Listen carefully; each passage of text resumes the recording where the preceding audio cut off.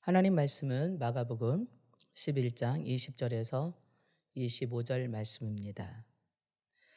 그들이 아침에 지나갈 때에 무화과 나무가 뿌리채 마른 것을 보고 베드로가 생각이 나서 여짜오되 납비어 보소서 저주하신 무화과 나무가 말랐나이다. 예수께서 그들에게 대답하여 이르시되 하나님을 믿으라. 내가 진실로 너희에게 이르노니 누구든지 이 산더러 돌리어 바다에 던져지라 하며 그 말하는 것이 이루어질 줄 믿고 마음에 의심하지 아니하면 그대로 되리라. 그러므로 내가 너희에게 말하노니 무엇이든지 기도하고 구하는 것은 받은 줄로 믿으라. 그리하면 너희에게 그대로 되리라. 서서 기도할 때에 아무에게나 혐의가 있거든 용서하라. 그리하여야 하늘에 계신 너희 아버지께서도 너희 허물을 사하여 주시리라 하시니라. 아멘. 예수님이 예루살렘에 입성하신 이튿날 베다니에서 나오시면서 성전을 향하여서 가시다가 시장하셨습니다. 그래서 멀리서 잎사귀 있는 무화과 나무를 보시고 혹시 거기서 무엇을 얻을까 해서 가서 보니까 잎사귀 밖에는 아무것도 없었습니다. 무화과 나무에 열매가 없었던 것입니다. 그 나무가 열매를 맺지 않는 이유는 열매를 맺는 때가 아니었다라고 그렇게 성경에 기록하고 있네요.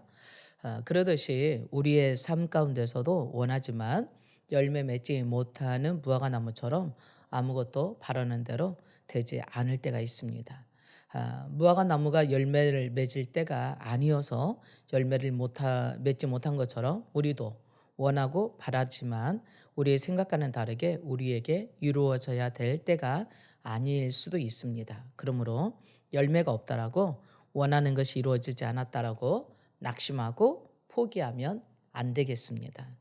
우리 인생은 내가 원하는 대로 또 내가 생각하는 대로 아무것도 되지 않을 때도 있습니다. 그래서 참 초조하지요. 세상에 그래서 학식이 있고 지혜로운 사람들이라 해서 찾아가서 조언을 구해보지만 우리 인생의 문제를 그들이 해결해 줄 수 있는 게 아닙니다. 또 뿐만 아니라 대신 살아주지도 못합니다. 그리고 그들의 지혜가 우리 인생에 가야 될 길을 대신 가줄 수도 없습니다. 그렇기 때문에 우리가 가는 길에 있어서 때로는 초조하고 힘들고 어렵습니다. 그리할 때 우리가 할 수 있는 일은 딱 하나밖에 없습니다. 잠언에 보면 우리 인생의 길은 하나님께서 계획하셨다고 말씀하십니다. 특히 고난 가운데서 욥이 고백하는 내용을 보면은 나의 갈 길을 그가 아시나니 내가 이 고난을 이기고 나면 단련한 후에 내가 순금처럼 정금같이 나올 거라는 그런 고백을 합니다. 우리 인생의 갈 길은 오직 하나님만이 아십니다. 우리 인생의 열매 맺는 삶도 하나님께 달려 있다고 볼 수 있습니다. 예수님은 내가 포도나무고 너희는 가지라고 말씀하시면서 내 안에 그리고 내가 네 안에 너가 내 안에 있으면 이 사람은 열매를 많이 맺을 수 있다고 말씀하십니다. 한마디로 우리의 인생에 풍성한 열매를 맺는 삶을 위해서는 예수님 안에 있어야 됩니다. 우리는 살아가면서 수많은 문제를 만날 수 있습니다. 뿐만 아니라 수많은 고난 가운데 도전을 받을 수도 있습니다. 꼭 내가 뭘 잘못해서가 아닙니다. 내가 잘못했어도 그럴 수 있지만 내가 전혀 잘못하지 않았는데 나의 의지나 생각과는 전혀 상관없이 아플 수도 있고요. 또 실패할 수도 있고요. 그리고 또 부도날 수도 있고요. 그리고 넘어질 수도 있고요. 또 자연재해나 그런 환경들이나 사람들의 관계로 인하여서 어려워질 수도 있습니다. 그뿐만 아니라 재정적으로 그리고 환경적으로도 어려워질 수 있습니다. 이처럼 우리 인생의 힘으로 해결할 수 있는 것도 있지만 도저히 우리 스스로의 힘으로는 해결할 수 없는 문제를 만났을 때 우리는 초조해질 수밖에 없습니다. 그러나 성경에 수고하고 무거운 짐진 자들아 다 내게 와라 내가 너를 쉬게 하겠다고 말씀해 주십니다.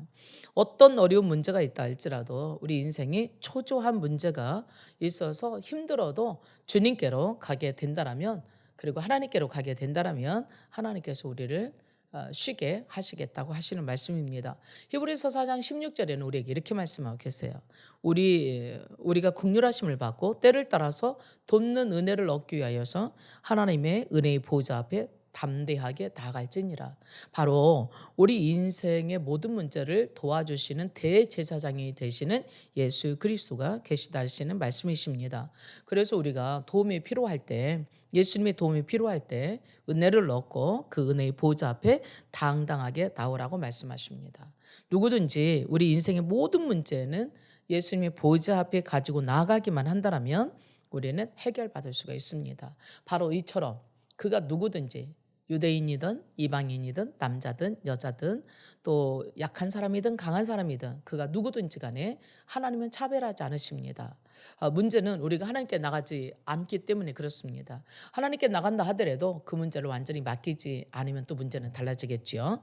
바로 예수님께서 성전에 들어가셨을 때에 그 성전이 완전히 장사하는 그러한 장소로 돌변해 있었습니다.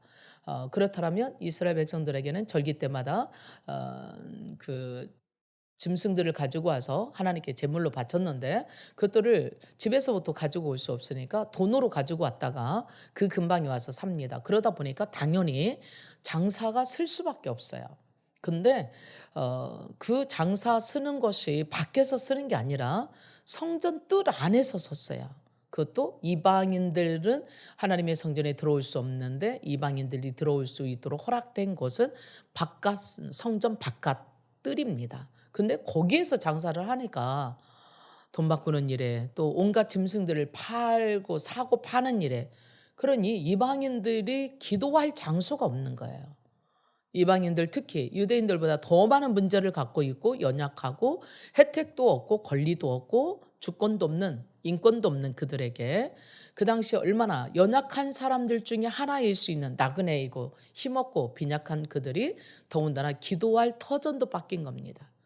하나님께서는 이스라엘 백성들에게 주실 때 하나님을 만나는 장소로 성전, 성막이라고 하는 것을 주셨습니다.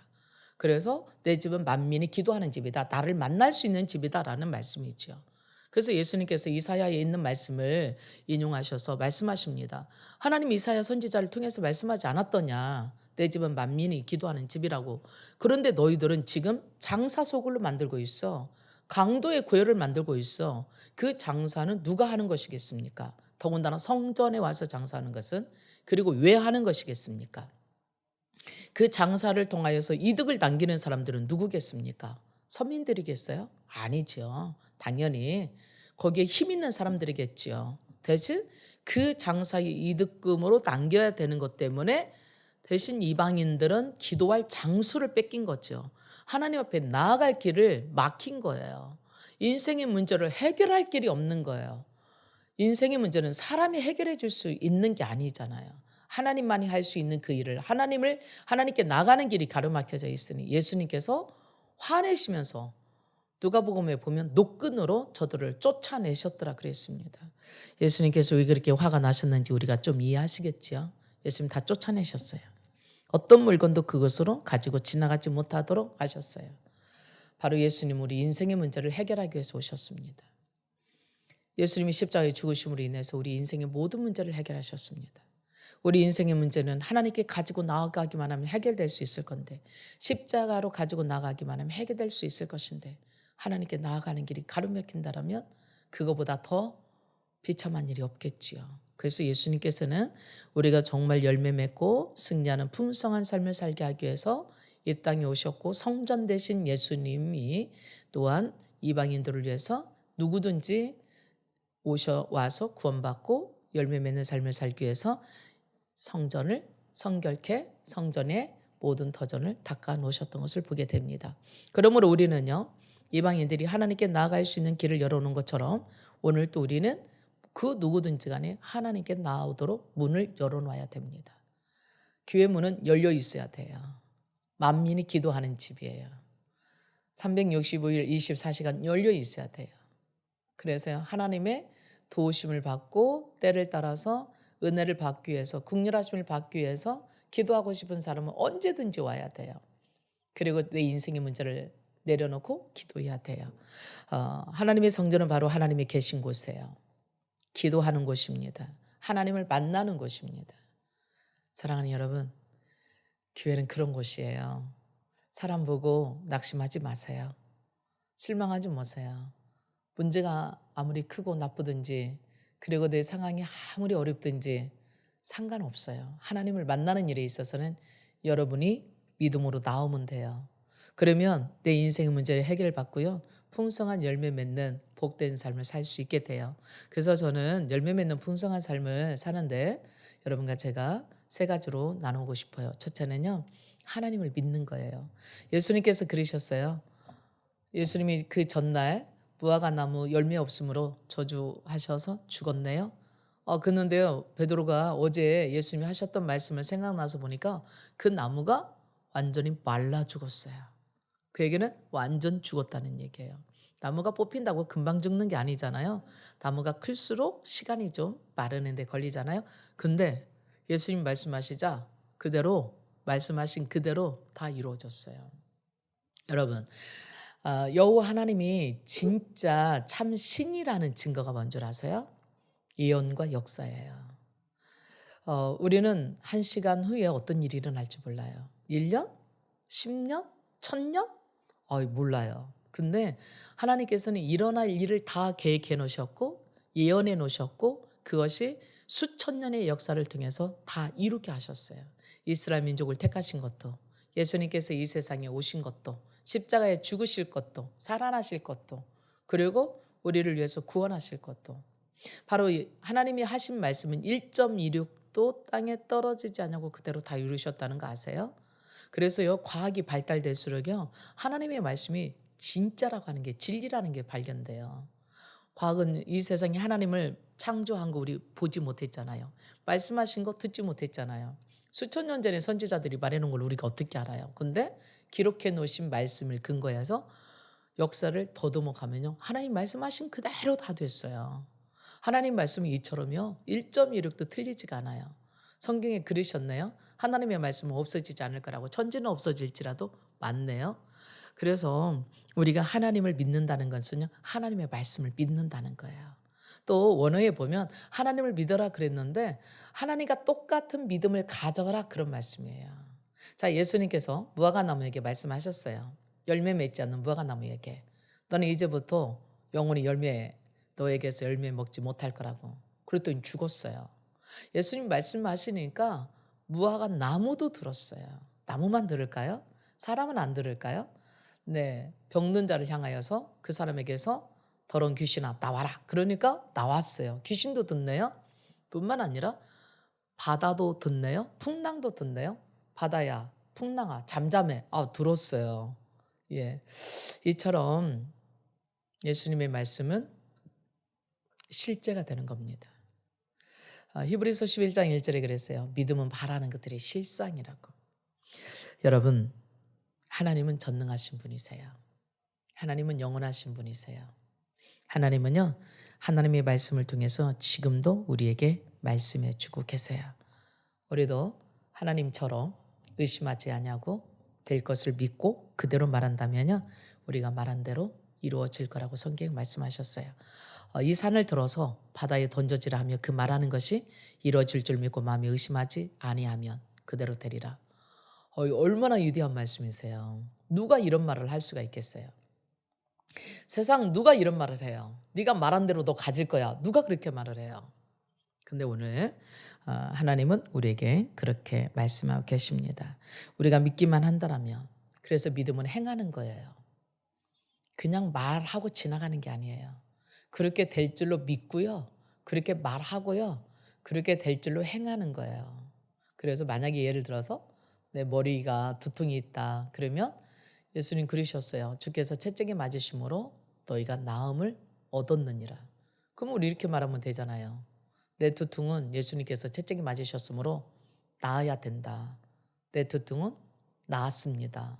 그리고 두통한테 말해야 되겠죠. 나무가 예수님의 말씀을 듣는다라면 질병도 하나의 이름으로 듣지 않겠어요? 머리에 두통아 난도를 거절해 내게서 나가. 그렇다면 산도 말하면 바다에 빠뜨려지는데 당연히 빠뜨려지겠죠. 나갈 수 있게 되겠죠. 이게 바로 믿음입니다. 하나님의 말씀이 말씀하신 대로 이루어질 것을 믿고 그대로 행할 때에 이루어집니다. 하나님의 말씀을 믿으십시오. 그리고 하나님께 맡기십시오. 요즘에 우리가 코로나 때문에 조금 두려움에 묶여 있잖아요. 그러나 성경이 이렇게 말씀하세요. 너희는 아무것도 염려하지 말라고.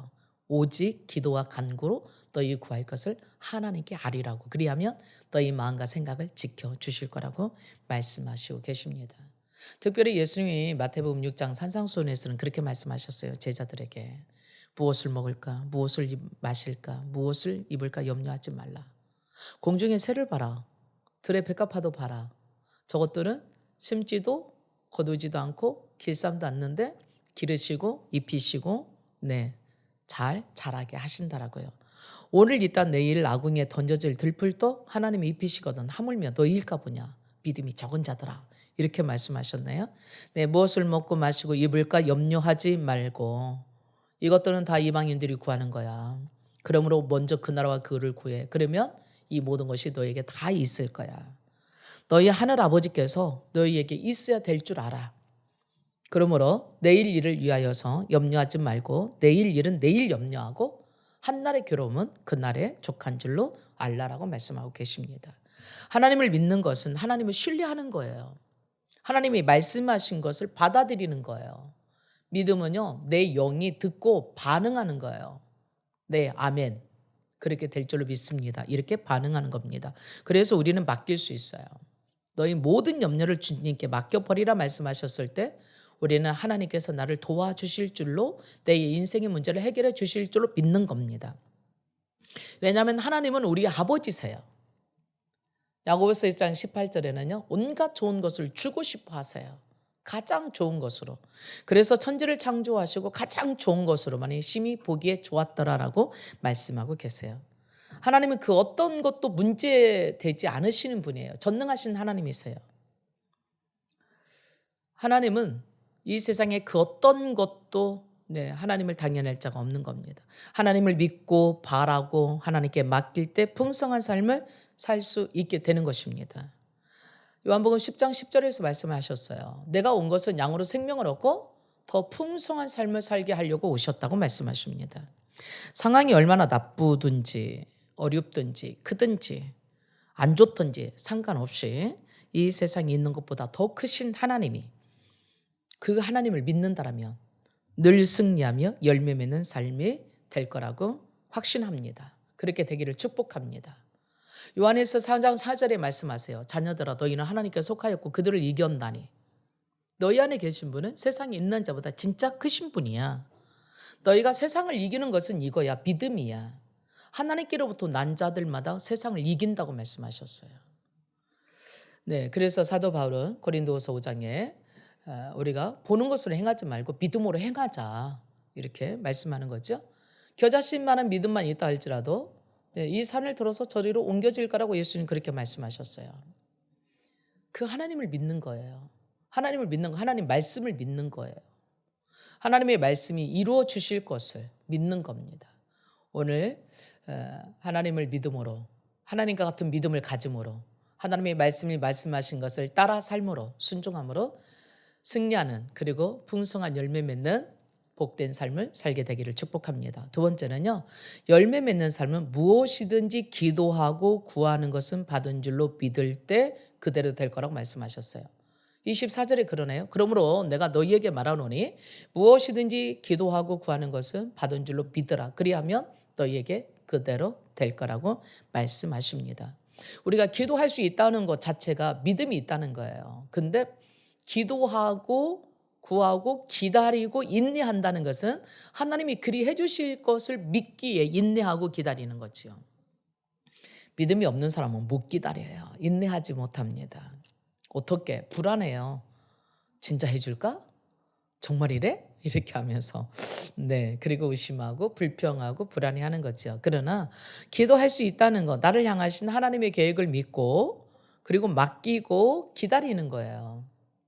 우리가 기도할 때 무조건 내가 원하는 거, 내가 바라는 거, 내 소원, 내 고집, 나의 계획, 내 꿈, 나의 욕망 이런 것들을 다 줄 거라고 믿을까요? 그리하지 않으세요. 그래서 기도는 먼저 하나님의 뜻을 발견하는 거예요. 이 세상 하나님 만드셨잖아요. 그럼 나도 하나님 만드셨죠? 그럼 이 세상 만드셨을 때 하나님이 그냥 만드셨을까요? 모든 게 다 목적이 있지요. 계획이 있으시고 이거는 어디에 쓸 것이고 뭐 하는 데 쓸 것인가. 그럼 우리 사람들에게도 다 은사가 그 달란트가 있어요. 어떤 사람은 노래 잘하는 사람, 어떤 사람은 운동 잘하는 사람, 어떤 사람은 네, 또 뭐 머리가 지혜로운 사람. 거기에 따라서 다 하는 거잖아요. 그런 것처럼 정말 내가 나 이거 해야지. 물론 좋아요. 그런데 하나님께 한번 물어보자고요. 하나님, 나를 만드신 하나님의 진짜 목적과 계획이 어떤 것일까요? 이거일까요? 그래서 우리는 나를 향하신 하나님의 계획을 발견하는 것이 성공의 시작이에요. 우리는 다른 사람이 돈 많이 벌었다고 해서 돈 많이 버는 것이 성공한 것도 아니고요. 출세했다고 해서 다 출세하는 게 성공하는 게 아니에요. 어떤 사람은 이거 할 수 있고 어떤 사람은 저거 할 수 있어요. 거기에 맞는 하나님께서 계획하신 대로. 그래서 우리가 기도할 때 예수님께서 겟세마네 동산에서 기도할 때 그러셨잖아요. 내 뜻대로 마시고 아버지 원대로 되기를 원하나이다. 맞아요. 예수님이 원하시는 거는 예수님도 육신으로 오셔서 십자가 재미없죠. 네, 아프고 고통스러울 거 아니겠어요. 수치스럽고. 누가 그렇게 벌거벗고 매 맞고 가시관에 뭐 그 대못에 찔려서 그렇게 많은 사람들에게 구경거리 돼가면서 그렇게 뭐 모독당하게 하면서 핍박당하면서 그렇게 죽고 싶은 사람, 채찍 맞아서 갈기갈기 찢어지면서 그렇게 죽고 싶은 사람 누가 있겠어요. 근데 그렇게 죽을 수밖에 없는, 그래야만이 우리 인간이 사는, 그래서 그 길을 갈 수밖에 없는, 그러나 예수님도 그거 좋지 않았단 말이지요. 그러나 우리를 살리기 위해서 하나님의 뜻에 순종하고 하나님과 동등되신 분이 하늘 보좌를 버리시고 인간의 몸을 입고 이 땅에 오셔서 죄를 알지도 못하시는 분이 우리를 대신해서 죄가 되셨고 십자가에 죽어주심으로 우리를 죄에서 사하시고 하나님의 자녀로 화목시켜 주시고 구원받게 하셨다고 말씀하고 계십니다. 만약에 예수님이 하고 싶은 대로 했다라면 우리 인류는 구원은 없었을 거예요. 그런 아버지의 뜻이 우리를 구원하시는 거여서, 물론 예수님 뜻도 그거였을 거예요. 내가 온 것은 양으로 생명을 얻게 하려고 오셨다고 말씀하셨으니까. 그러면 우리의 기도도 마찬가지예요. 하나님, 나 이거 하게 해주세요. 이런 대학교 가게 해주세요. 이런 데 취직하게 해주세요. 이런 사람과 결혼하게 해주세요. 그게 아니라 하나님, 내 기도 응답이 없어도 나는 주님만으로 충분합니다. 나는 대학교 들어가지 못한다 할지라도 나는 주님 한 분으로 감사하고 주님으로 만족하겠습니다. 하나님의 뜻을 따르며 주님의 말씀에 순종하며 사는 것이 내 인생의 비전이고 나의 인생의 목적이고 나의 기쁨입니다라고 할 때 얼마나 멋지겠어요. 하나님이 어떻게 그런 사람을 안 쓰시겠어요. 하나님이 유대하게 쓴 사람들 보면요, 나의 욕망, 그래서 탁월한 무대에서 아주 위대한 무대에서 쓰는 멋진 사람이 아니라 이름도 없이 빛도 없이, 그러나 하나님이 기뻐하시는 일이라면 그것이 어떤 일이든지 간에 내 시간이든지 물질이든지 주님 위해서 살아가는 사람 하나님 위대하게 쓰시더라고요. 사랑하는 여러분, 우리 인생 문제를 해결하고 풍성한 열매 맺는 삶을 살기 위해서 하나님이 나를 향하신 계획을, 하나님의 뜻을 기도하면서 알려달라고, 그리고 그 길로 순종하고 따라가겠다고 결단하십시다. 그럼 풍성한 열매 맺는 삶을 살게 될 거라고 봅니다. 예수님께서 이 세상에 사실 때 하나님의 뜻에 따라서 살으셨어요. 나는 내 뜻을 행하려 함이 아니라 하나님 아버지의 뜻을 행하려 함이로라고 말씀하셨어요. 그래서 내가 하는 것은 나의 뜻이 아니라고, 아버지가 원하는 것을 내가 지금 하고 있다고. 그러므로 나를 본 자는 아버지를 본 자라고. 나를 못 믿겠거든 내가 행하는 일을 보고 믿으라고 말씀하시고 계시죠. 오늘 마찬가지예요. 우리의 삶은 나의 뜻, 내 계획이 아니라 나를 향하신 하나님의 뜻과 계획을 찾아서 그 말씀대로 한 걸음씩 순종하여 갈 때에 우리는 하나님이 계획해 놓으신 풍성한 축복의 삶을 살게 될 줄로 믿습니다. 그리고 성경의 유인들처럼 하나님께 위대하게 쓰임받는 하나님의 뜻을 이루는 사람이 될 줄로 믿습니다. 기도하고 기대하고 기다리면서 하나님이 나를 향하신 뜻 가운데 열매 맺는 삶을 살게 되기를 축복합니다. 내 뜻대로 되지 않는다고 낙심하지 마십시다. 구하고 기다렸다면 반드시 하나님께서 나를 통해서 하나님의 아름다운 세상을 이루어 갈 것이라고 확신하십시다. 복된 삶이 될 것입니다.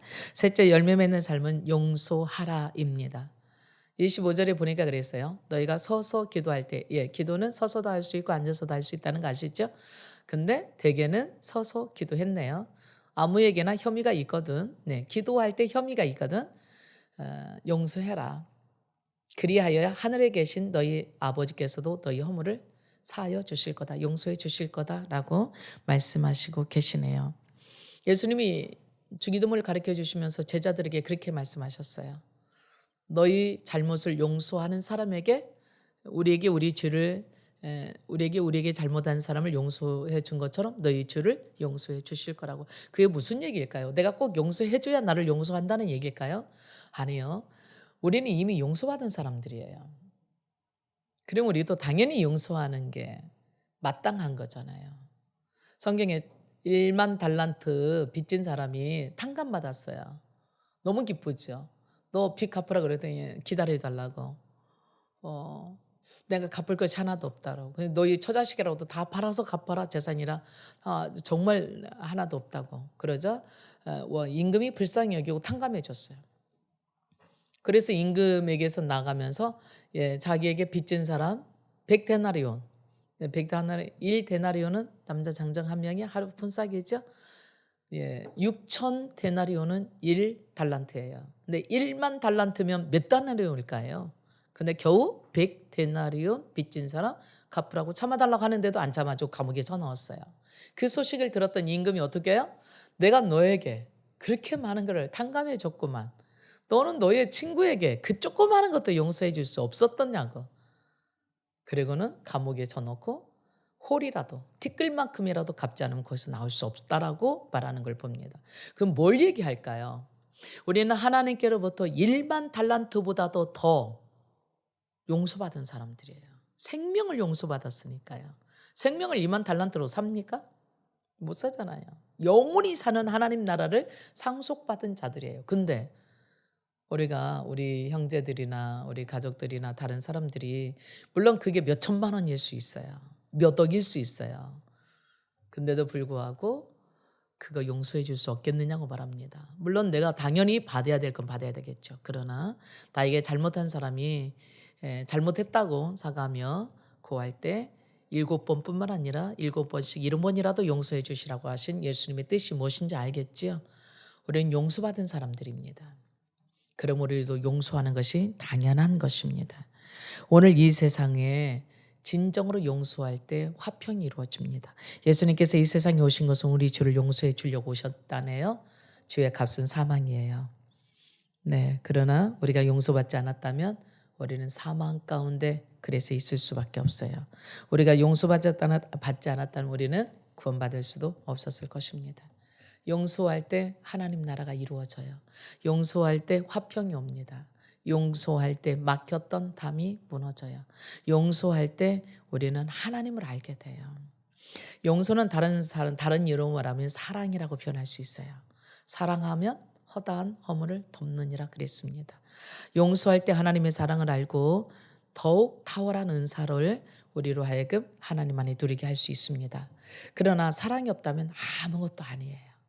우리가 고린도전서 13장에 사도 바울이 이렇게 고백해 놨네요.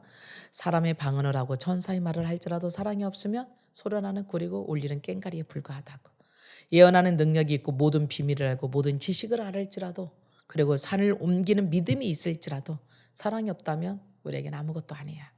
또 내게 있는 모든 재산을 구제하는 데 내놓고 심지어 내 몸을 불사르는 데 내놓고 그런다 할지라도 사랑이 없이 했다라면 그것은 너에게 아무 유익이 없는 거라고 말씀하고 계십니다. 하나님은 사랑이십니다. 하나님께서 이스라엘 백성에게 광야에서 십계명을 주셨을 때에 사랑이셨어요. 위로는 하나님을 그리고 아래로는 사람을 마음을 다하고 뜻을 다하고 힘을 다해서 주 너희 하나님을 사랑하라. 이것이 첫 번째 되는 계명이다. 십계명의 정신이에요. 또한 내 이웃을 내 몸같이 사랑하라. 이것이 둘째 계명이니 사랑은 율법의 완성이라고 말씀하고 계십니다. 예, 사랑은요, 우리로 하여금 새롭게 하게 합니다. 사랑은 우리를 힘있게 합니다. 사랑은 우리를 살아나게 합니다. 예수님의 십자가는 사랑입니다. 우리를 향한 하나님께서 천지를 창조하신 목적, 우리를 향해서 사랑하게 해놓으셨습니다.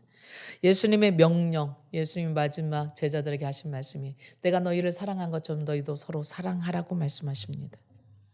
오늘 요한일서 3장의 사도 요한, 예수님의 제자였던, 사랑의 제자였던 사도 요한은 우리에게 이렇게 마지막 당부합니다. 제가 이 말씀 읽어드리고 저와 함께 오늘 풍성한 열매 맺는 사랑의 사람이 되었으면 참 좋겠습니다. 요한일서 3장 14절 말씀부터 제가 여러분과 함께 읽어드릴게요. 우리는 형제를 사랑함으로 사망에서 옮겨 생명으로 들어간 줄을 알거니와 사랑하지 아니하는 자는 사망에 머물러 있느니라. 그 형제를 미워하는 자마다 살인하는 자네. 살인하는 자마다 영생이 그 속에 거하지 아니하는 것을 너희가 아는 바라. 그가 우리를 위하여 목숨을 버리셨으니 우리가 이로써 사랑을 알고 우리도 형제를 위하여 목숨을 버리는 것이 마땅하니라 라고 말씀하고 계십니다. 14절에 굉장히 무서운 말씀이에요. 사랑하지 아니하는 자는 사망에 머물러 있대요. 형제를 미워하는 자는 살인한 자라고 말하고 있어요. 그 속에 영생이 없대요. 우리가 예수 믿는다고 말은 하는데 사랑하지 않아요. 미워해요. 용서 안 해요. 그러면 우리는 우리 속에 영생 없는 거예요. 사망에 머물러 있는 거예요. 다르게 말해 볼까요? 아직 예수 믿지 않고 있다는 얘기예요. 하나님은 우리를 사랑하셔서 하나밖에 없는 독생자를 죽게 하셨어요. 사랑하셔서 죽으셨어요. 사랑하셔서 이 천지를 창조하셨어요. 사랑하셔서 우리에게 모든 거 다 주셨어요. 오늘 또 사랑하셔서 우리를 구원하시고 자녀 삼아 주셨어요. 우리는 사랑의 자녀입니다. 사랑의 열매예요. 하나님의 사랑의 열매예요. 사랑은 사랑나무라고 볼 수 있어요. 그럼 우리도 사랑의 열매를 맺어야 되겠죠. 근데 참 쉽지가 않아요. 그렇죠? 그래서 기도해야 돼요. 사랑할 수 있게 해달라고. 용서할 수 있게 해달라고. 용서라는 다른 이름은 사랑이에요. 오늘 사랑하는 여러분, 예수님 안에서 풍성한 열매 맺는 삶을 살기 위해서 하나님과 같은 믿음을 가지십시다. 의심하지 마십시다. 하나님의 말씀대로 행하여 사는 그런 믿음을 가지십시다. 또한 하나님 살아계셔서 우리 모든 기도를 들어주시고 행하시는 하나님 믿고 기도하고 구하고 기다리고 인내하십시다. 열매 맺을 때까지. 뿐만 아니라 하나님이 나를 사랑하신 것처럼 우리 또한 사랑해서 이 세상을 구원하는 일에 하나님의 천국을 이루는 일에 쓰임받는 저와 여러분이 풍성한 열매 맺게 되기를 축복하며 함께 기도하겠습니다. 참 좋으신 하나님, 우리는 하나님의 자녀로 하나님과 같은 열매 맺기를 원하시고 복되기를 원하시고 행복하기를 원하시고 아브라함이 복되게 하신 것은 아브라함으로 말미암아 열방이 복받기를 원하신 것처럼 오늘 또 우리를 통해서 또 다른 사람이 복받고 행복하고 살아나기를 원하신 아버지, 그 열매 맺기 위해서 우리는 먼저 우리들 자신이 전능하신 천지를 창조하신 사랑의 하나님을, 하나님과 같은 믿음을 가져야 되겠고, 그 믿음이 있는 자들은 하나님이 우리의 인생의 문제를 해결해 주실 것을 믿고 구하고 기다리고 인내하며 열매 맺게 될 뿐만 아니라 하나님께서 나에게 모든 것을 주시고 용서하시고 공급해 주시는 것처럼 우리들도 다른 사람들, 내게 혐의가 있는 사람들을 용서해 주고 공급해 주고 도와주고 사랑의 관계로 풍성한 열매 맺는 저희들 되게 하옵소서. 오늘 코로나로 인해서 어려운 시대에 살아가고 있습니다. 하나님, 그뿐만 아니라 앞으로 살아가면서 우리는 수많은 어려움에 있을 수 있습니다. 그러나 두려워하지 않냐고 오늘도 하나님의 사랑으로 사람을 살리고 사람을 세우며 하나님 나라를 이루어가는 저희들로 삼으시옵소서. 주님, 우리를 사용하시옵소서. 사랑의 열매로 풍성케 하실 주님을 기대하고 소망하며 예수님 이름으로 기도합니다. 아멘.